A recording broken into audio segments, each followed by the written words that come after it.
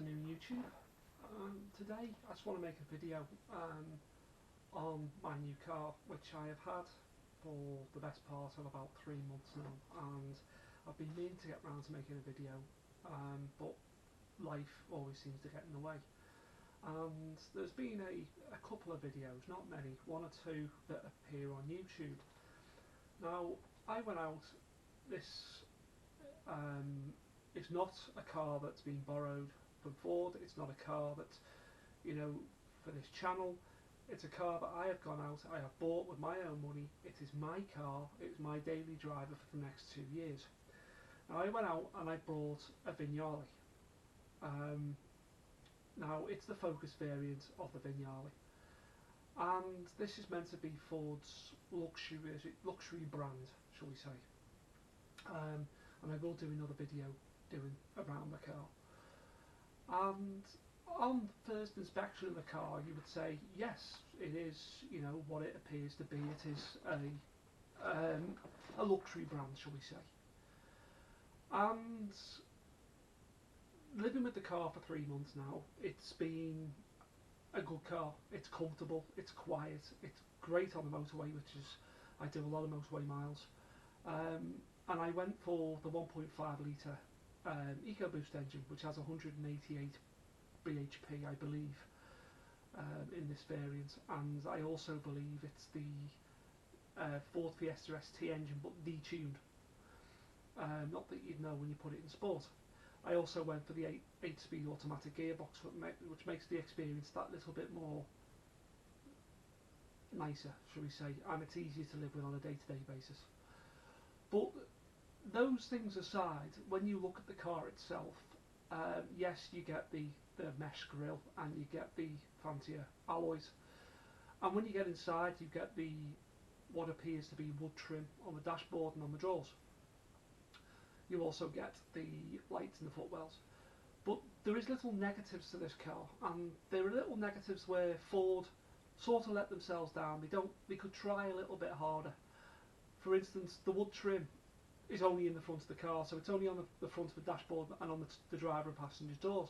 Ford decided that, for some reason it doesn't need to be in the back, which is a real letdown, really, because the feeling of quality in the front of the car is somewhat gone in the back of the car when you've got a seam of black plastic, which is back to normal Focus. And then you think, well, this car's, I think they're about £30,000. I paid about 35, but I put a lot of extras on mine. I think it's got everything on it. And again, they like the ambient lighting. It's very nice, it's lovely to have at night, but again, Ford have decided it doesn't need to be in the back of the car. It only needs to be in the front, which again, would it, for a company that's, multi-million pound company, do you think it would be so hard to put ambient lighting in the back of the car with a little bit of fake wood trim? And also, my last car that I had for 2 years was a Ford Kuga ST Line X, and on the back of the seats in the ST Line X you had leather pouches, and they were very nice. But in the Focus, and you've got to remember, this is the Vignale, this is the top of the range, Ford had decided to put nets, and they look like they come out of an 80s minicab. And again, you've got to ask yourself, what would it be so hard for Ford to fit, leather on the back of the seats? Just that little bit of touching. And also touching on another subject, if you go for the manual variant of this car, you can hide the cup holders away with a little pull drawer. But because I've gone for the automatic, in Ford's infinite wisdom, they don't give you, so the cup holders are always on display. And again, it's let down slightly. You'd think that they'd find a way of covering the cup holders up, especially in a car that's going to cost £30,000. And yes, again, you could argue this isn't an Audi, it's not a BMW, it's not a Jaguar, it's a Ford. But Ford are selling this as a premium brand. It's the top of the range car. But there's little things that let it down. And again, if you look at the dashboard and you look at the switchgear for the heating and ventilation, it is basically standard Fiesta and Focus, the whole lot of it. It's just basically lifted out of the Fiesta and the normal Focus and plumbed in the car. Yes, okay, you get a leather top dashboard, and you get leather insert or leather look and feel inserts in the doors. But if you get into a titanium X Focus and then get into a Vignale, the dashboard's exactly the same, apart from the leather on the top.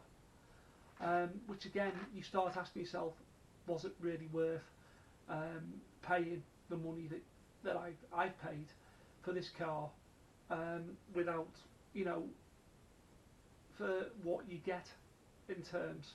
I mean, yes, you know, I have paid the extras for the full panoramic sunroof, the head-up display, the Bose sound system, and the lane's departure warning and lights and so forth. But again, I could have put all this probably on a Titanium X, and I've had the same car pretty much, all it be without a leather dashboard and leather seats, which, you know, from the price point of view, is it worth it? And I think the whole thing is, I'm rambling a bit, Ford could really try harder. I mean, you know, I'm a Ford man through and through. My first car was an Escort, and I've had Escorts, I've had Mondeos, I've had Cougars, and I've had Fiestas, and they're brilliant cars. And not so long ago, I purchased an Audi A3 1.4 TFSI S-Line, and I had this car for 2 years. I sort of went away from Ford, and yes, the Audi was a fantastic car. It did everything you wanted it to do, and there was quality of abundance inside the car. But again, what let the Audi down was the fact that everything on an Audi is optional, and this was an ST line. This was the top of the range, but it had nothing in it. It was just a shiny car. So I went back to Ford and I traded the Audi in and brought a Cougar ST Line X. And again, it was fully packaged, this car, and it was a lovely car, and I had it for 2 years, and I did 26,000 miles on it, and it was great. It never let me down, and it did everything I wanted to do. And when it came, the 2 years up, and it come to getting my new car, I looked at the Cougar again, but couldn't justify buying the same car, just trading in to get the same car. So I obviously went for the Vignale, and I was going to go for the Cougar Vignale, but the price of this car, the Cougar Vignale, you're talking close to £40,000, and it's a lot of money. And although I haven't sat in one and driven one, if it compares anything to what its smaller sibling, the Focus, is, then is it worth the £40,000? And that's what you've got to ask yourself, is it? Because looking around the Focus, you've got to say to yourself, no. The seats are lovely, they're very lovely leather, they're very soft leather, and as I say, the wood trim dashboard's very nice, and the leather dashboard's very nice. But again, it's all let down by this Fordness, shall we say. You know, we don't have the wooden trim in the rear where the passengers sit. We don't have the ambient light in the rear where the passengers sit. You know, and would it be so hard to put them in there? You know, and considering this is a premium, or meant to be a premium car, you have to ask yourself whether or not it would be so hard for Ford to just put the, you know, to spend a little bit of extra money and put the wood trim in the back, and put the ambient light in the back, and put the leather trim on the back of the seats, the front driver's seats, just to give it that air. And also, why I'm having a rant, I'm just trying to pick the worst things out of it. The Focus has a really, it's a minor bugbear for me, more so than a complaint, and that's the heat and the ventilation on the car, where it's very good and it does its job well. The ventilation doesn't seem to know what it does in terms of when it's raining. If you put the ventilation on the windscreen to clear your windscreen, then the side windows will mist up and you can't see out of them. So if you turn that off so that it's ventilating the cabin again, the windows demist, but your windscreen starts misting up, so you're constantly putting on the heated front windscreen to clear this. And this doesn't seem to be a fault, it seems to be the way they've set the ventilation up for the Focus. And again, you've got to ask yourself, this is a premium car, should your car be fogging up? I remember my first Escort that was a G-Reg, and that used to do it, and you know, it was a G-Reg, you know, it had 5 gears, and you could either have it hot or cold. In this car you can have it, you know, everything. It's automated, shall we say. But again, the heating system's not the greatest, and again, it's been lifted straight out of the Ford Fiesta and the normal Focus, and you think to yourself, could they try just that little bit harder to just make the car feel that little bit premium, you know, to justify this price that you're paying for it. And that is all I'm going to moan about. On a whole, the car is very nice. I've now done 1,364 miles in the car over 3 months. I do a lot of miles to work and back, and it's very comfortable. It's very quiet.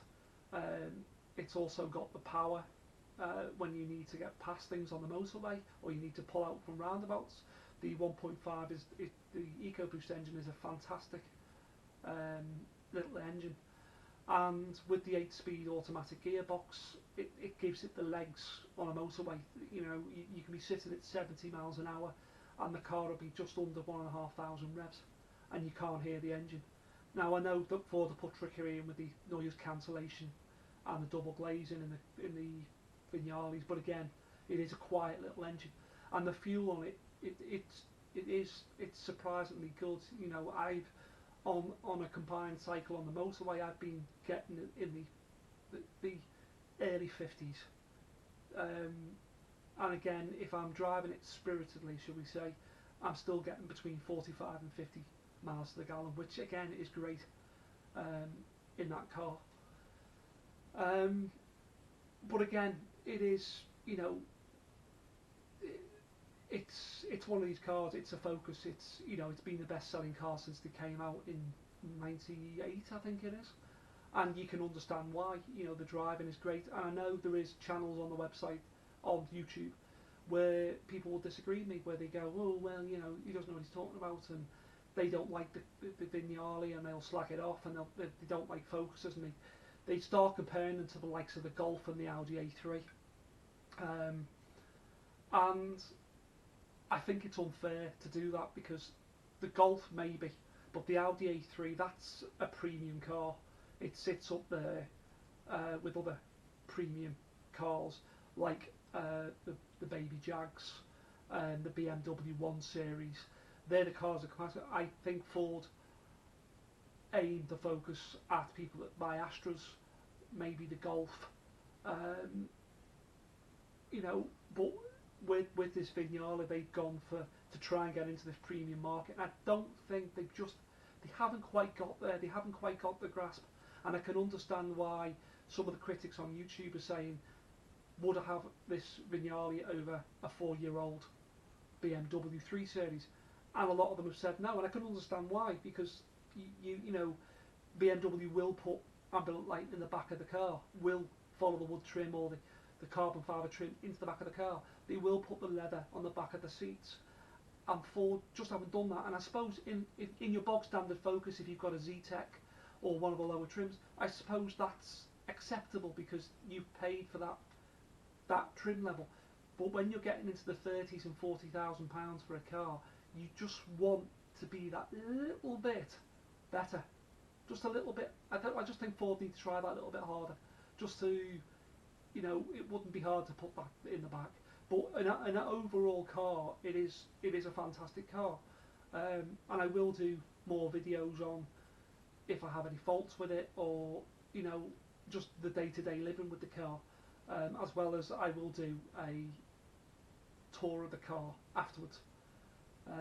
But thank you for watching, and if you have any comments, please leave them below.